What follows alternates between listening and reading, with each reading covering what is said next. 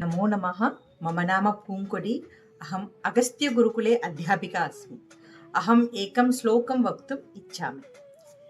एकं भूमि इन्दुरूपं द्वा वश्वी पक्षाक्षिदोर्यमाः त्रयक्रमग्राम राम पुरलोकगुणाग्नयः। अयं श्लोकः भूतसंख्यायाः वर्तते। भूतसंख्या नाम का अस्ति? बालाः सुलभतया गणितं पठितुम् अस्माकं पूर्वजाः एतं क्रमम् आचरितवन्तः। कथं? विश्वे एका एव भूमिः भवति, एकः एव चन्द्रः भवति। एवं सामान्यमनुष्याणां नेत्रद्वयं, पक्षिद्वयं, त्रयः रामाः, श्रीरामः, परशुरामः, बलरामः।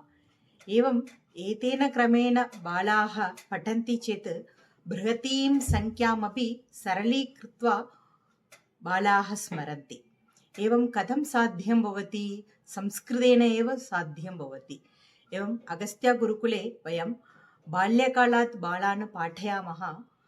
अस्माकं स्वबालान् अत्र योजयामः। ते सन्तोषेण सम्यक् पठन्ति। धन्यवादः। नमस्ते।